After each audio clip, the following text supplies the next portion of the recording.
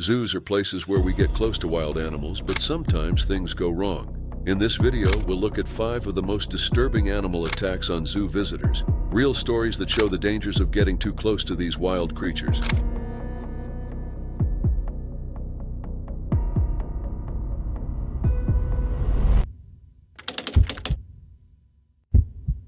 It was July 23, 2016, in Beijing, China. A warm summer day. Miss Zhao, in her 30s, decided to visit the Beijing Battling Wildlife Park with her family. This popular park lets visitors drive through enclosures to see exotic animals up close. Along with Miss Zhao were her mother, Miss Zhou, her husband, and their child, all excited for a day of adventure. Miss Zhao felt carsick as they moved through the park, and despite numerous warnings to stay in the car, she stepped out for some fresh air. She walked to the driver's side to talk to her husband. In that brief moment, a Siberian tiger attacked her from behind, grabbing her and dragging her away from the car. Miss Zhou, seeing her daughter in danger, acted immediately. She jumped out of the car and ran after the tiger, trying to save Miss Zhao. Unfortunately, another tiger appeared and fatally attacked Miss Zhou. The attack was swift and brutal. Despite the efforts of Miss Zhao's husband and the park's rangers, there was no saving Miss Zhou. Miss Zhao was severely injured, but survived, suffering deep wounds and lasting disabilities from the tiger attack. The horrifying event, partially caught on security cameras, quickly made headlines both in China and worldwide. People were outraged and debated who was responsible, the park or the family. In the aftermath, Miss Zhao and her family sued the Beijing Battling Wildlife Park for 1.55 million yuan, or about $18,000, to cover funeral costs, medical expenses, and compensation for their suffering. Miss Zhao admitted that stepping out of the car was a mistake, but she argued that the park still had some responsibility in preventing such a tragedy. An official investigation was launched, and the park's safety measures were deemed adequate. It was concluded that the tragedy was caused by the family's decision to leave the vehicle.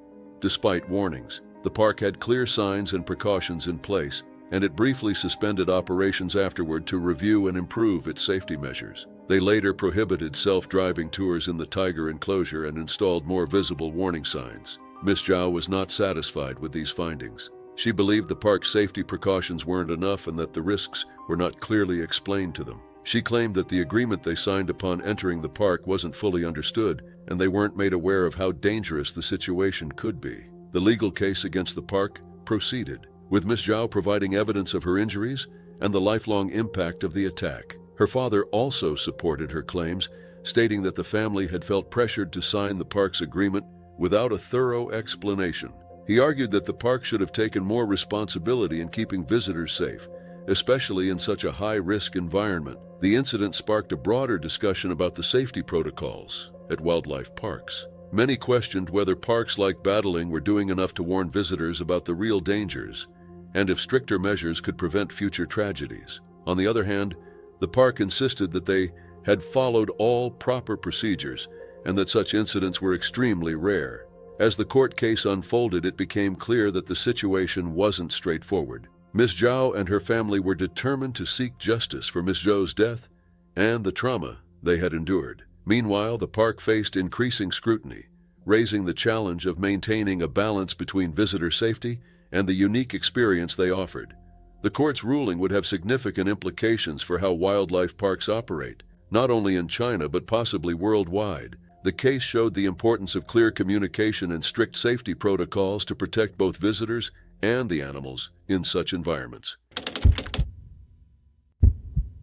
It was July 29, 1994, at the Alaska Zoo in Anchorage. Catherine Warburton, a 29-year-old tourist from Sydney, Australia, was spending her vacation in Alaska and decided to visit the zoo. She had a passion for photography, especially wildlife, and was eager to capture unique close-up shots. On that day, she was particularly drawn to Binky, a massive 1,200-pound polar bear, a well-known resident of the zoo. Binky had been there since 1970, after being orphaned near Cape Beaufort. Over the years, he became a beloved yet dangerous attraction. Binky was a local celebrity known for both his charm and his aggression. As a cub, he had been flown to North Slope villages to meet children, but as he grew, so did his reputation as a predator. He had even attacked a zoo worker, biting off a finger. Despite his aggressive tendencies, Visitors remained captivated by him, and many, like Catherine, were eager to see him up close. On this day, Catherine, ignoring the zoo's safety guidelines,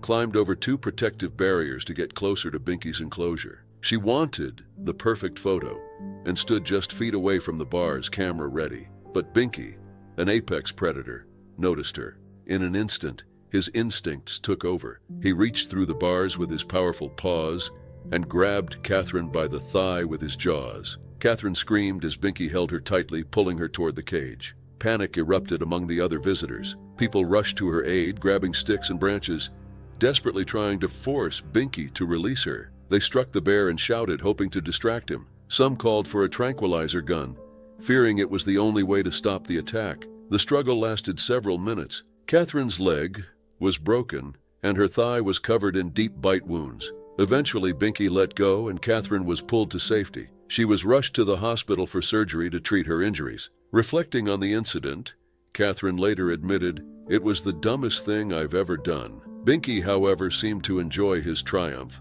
The day after the attack, a photographer captured an unforgettable image of Binky holding Catherine's shoe in his mouth, as if it were a trophy. That image spread worldwide, and Binky's fame soared even higher. Zoo visitors were both frightened and fascinated by him, and he became an even bigger celebrity. Only 6 weeks later, on September 11th, Binky was involved in another attack. This time, a group of intoxicated teenagers approached his enclosure, allegedly trying to swim in his pool. One of them, a 19-year-old, got too close and was mauled, suffering serious leg injuries.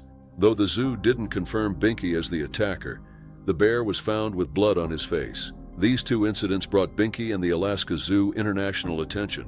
Binky-themed merchandise, featuring the photo of him with the shoe, became widely popular. Items like t-shirts and mugs bore slogans like, "Send another tourist, this one got away." While many criticized Catherine for breaking the rules and endangering Binky, others supported the bear, arguing that he was simply acting on instinct and that the humans were at fault. Despite his fame, Binky's life was not without hardship. In 1995, his companion Nuka, a female polar bear, fell ill with a parasitic disease called sarcocystosis and died from liver failure on July 14th. Shortly after, Binky began showing similar symptoms. On July 20th, 1995, he suffered convulsions and died. His passing marked the end of an era for the Alaska Zoo, and many people mourned his loss. Visitors left flowers outside his empty enclosure, and a memorial service was held, with many attending despite heavy rain. Binky's legacy at the Alaska Zoo lives on, remembered as a fierce yet unforgettable creature whose story captured the world's attention.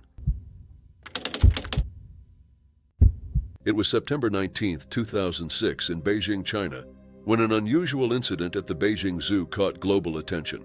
Zhang Xinyan, a 35-year-old migrant worker from Henan province, had come to the zoo specifically to see a giant panda. Zhang's excitement quickly turned into a dangerous confrontation with Gugu, a 6-year-old panda. That day, Zhang traveled for 7 hours by train to reach Beijing.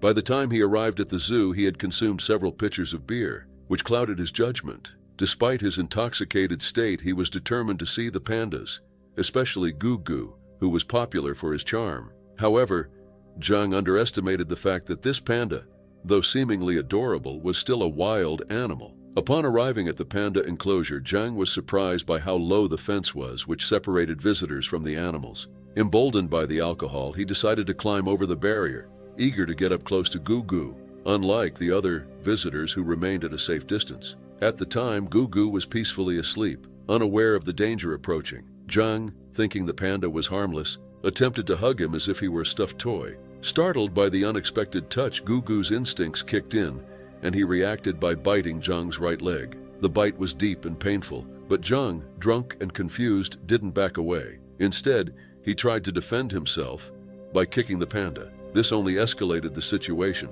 causing Gugu to bite Zhang's other leg even harder. Onlookers screamed in horror and called for help as the struggle between man and the panda unfolded.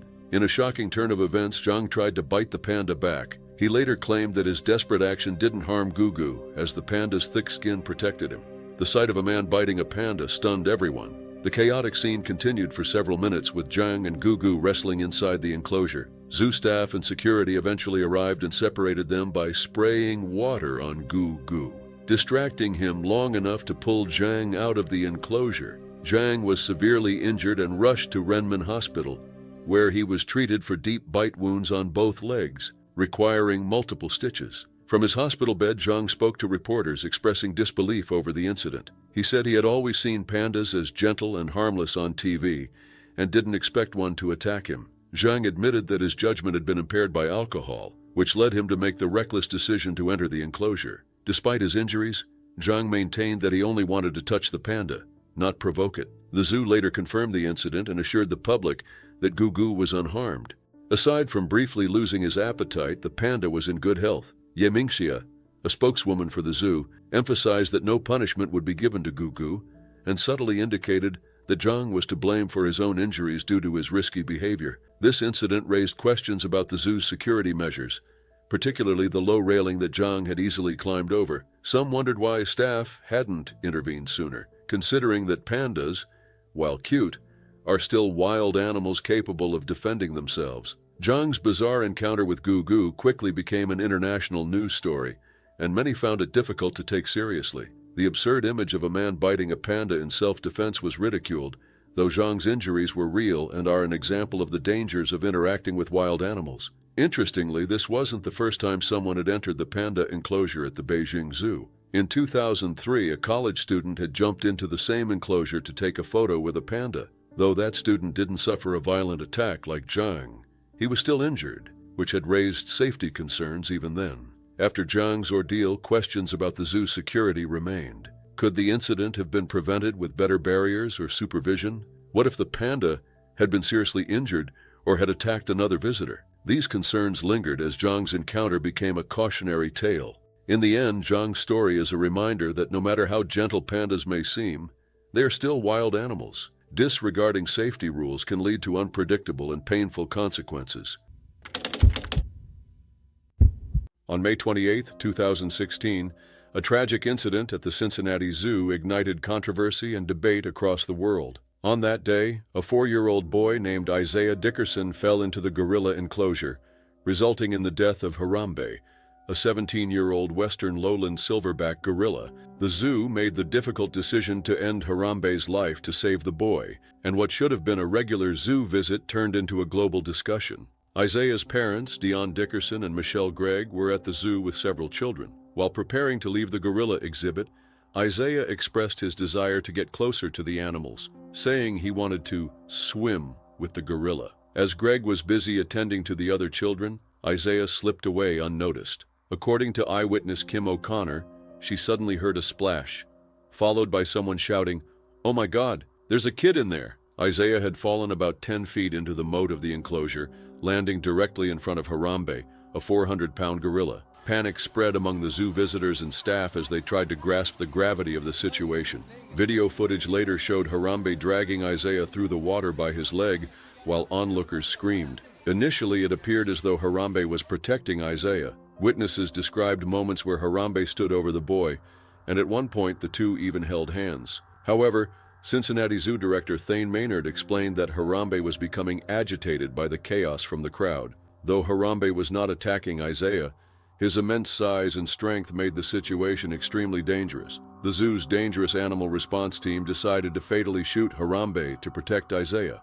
They determined that tranquilizing the gorilla would have taken too long and could have further escalated the situation. The zoo's decision to shoot Harambe sparked outrage and widespread public backlash. Many people argued that the gorilla was not behaving aggressively and could have been spared. An online petition titled "Justice for Harambe" gathered over 350,000 signatures, with animal rights advocates criticizing the zoo for failing to protect an endangered animal. Some also blamed Isaiah's parents, particularly his mother, Michelle Gregg, accusing her of not properly supervising her child. Social media erupted with angry posts, with some even calling for an investigation into the family. Isaiah's father, Dion Dickerson, also faced scrutiny. His past criminal record, including charges related to burglary and substance trafficking, resurfaced in the media. While some used this information to fuel their anger toward the parents, others defended Dickerson, noting that he had turned his life around and was a dedicated father.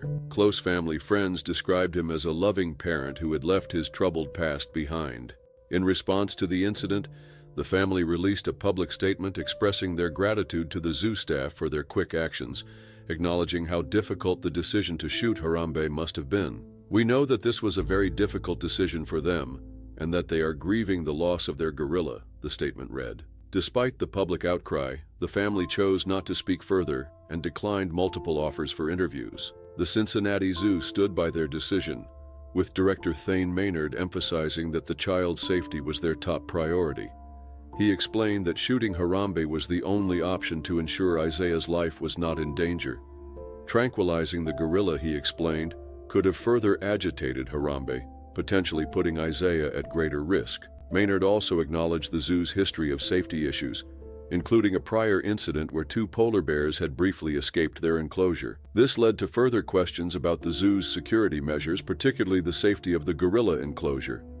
Harambe's death also became a rallying point for animal rights groups. The organization Stop Animal Exploitation Now, or SAEN, filed a complaint with the United States Department of Agriculture, or USDA, accusing the zoo of violating the Animal Welfare Act. They argued that if the enclosure had been properly secured, Isaiah wouldn't have been able to enter it. "If a 4-year-old child can get through the barrier, is that a safe barrier?" asked SAN spokesman Michael Budke. As days passed, public mourning for Harambe intensified, with tributes and calls for justice flooding social media. A Facebook group titled "Justice for Harambe" quickly amassed thousands of members. For many, Harambe became a symbol of the complex relationship between humans and animals in captivity. Despite the heartbreak surrounding his death, Harambe's genetic legacy will live on. Though he had not yet reached full maturity or bred, his sperm was collected posthumously for possible future reproductive use. This small act offers a glimmer of hope in a story marked by tragedy. It was May 20th, 2022 at Jamaica Zoo near Lacovia in St. Elizabeth. A group of around 15 visitors was enjoying a guided tour of the zoo's exotic animals, including zebras and parrots. Everything was going smoothly until they reached the lion's enclosure, one of the zoo's main attractions. This lion, an African lion, was known for its powerful presence. Lions, with their golden manes and strong build, are always a highlight at zoos. As the group gathered around, a contractor working for the zoo decided to interact with the lion, trying to entertain the crowd. He reached through the chain-link fence and petted the lion, despite the animal growling. The first attempt seemed harmless, and nothing happened. Gaining confidence, the contractor went a step further and tried to touch the lion's mane. That's when things went terribly wrong. The lion, reacting on instinct, clamped its jaws around the contractor's middle finger and refused to let go. The contractor panicked, trying to pull his hand away, but the lion's grip was too strong. At first, the visitors thought it was all part of the show. One visitor later said she thought it was a joke, until the contractor began screaming in pain. The crowd quickly realized the situation was serious. Some people gasped, while others took out their phones to record the scene. The contractor struggled in agony, but the lion's powerful bite, which can exert up to 1,000 pounds of pressure per square inch, was unrelenting. This was a dangerous and painful struggle for the contractor. After a few agonizing moments, the lion finally let go. The contractor, clearly in shock, collapsed and clutched his injured hand. His middle finger was badly hurt, with the skin and part of the first joint missing. A witness described the scene as traumatic. Despite the severe injury, the contractor managed to get up and, in a surprisingly calm manner, walked to a vehicle and left the zoo. However, the damage was permanent. He lost part of his finger. Videos of the incident quickly spread online, going viral within hours. Footage showing the contractor struggling while the lion held on sparked outrage and concern about the zoo's safety protocols. People flooded social media with comments, with some questioning whether the attack was staged, while others expressed shock at the incident. 2 days later, on May 22nd, Jamaica Zoo released a statement. They clarified that the contractor's actions were not in line with the zoo's safety policies. According to the zoo, the man's decision to interact with the lion in such a risky way went against their protocols. They reassured the public that they were investigating the incident to prevent similar accidents and emphasized their dedication to the safety of both animals and visitors. In the statement, the zoo called the event tragic and expressed regret. They also promised to support the contractor in his recovery, while stressing that this was an isolated event. The zoo assured families that the facility remained safe for visitors. Despite these reassurances, the viral video had already caused a public stir. Members criticized the contractor for his reckless behavior, while others voiced concerns about the lion's fate. Some feared the lion might face consequences even though it was simply acting on its natural instincts as a predator. This incident sparked debates about zoo safety and the ethics of keeping wild animals in captivity. The event also raised questions about how the zoo managed its staff and what kind of training or oversight was in place to prevent such dangerous actions. Many wondered how a contractor could feel comfortable enough to risk interacting with a wild animal in front of visitors, some of whom were children and left traumatized by what they witnessed. As days passed, Jamaica Zoo faced increasing scrutiny. They insisted that measures were being taken to ensure such an event wouldn't happen again, but the damage to their reputation was already done. The viral video had sparked a broader conversation about the ethics of zoos and the treatment of animals in captivity. Other zoos, like Hope Zoo in Kingston, distanced themselves from the controversy. In a statement, Hope Zoo made it clear that the incident didn't happen at their facility and highlighted their commitment to ethical animal treatment. They reassured the public that their animals were never put in risky situations for the sake of a show. As for the contractor, his identity remains undisclosed and his current condition is unknown. However, the loss of his finger is a lasting reminder that wild animals, no matter how familiar or seemingly tame, should never be underestimated.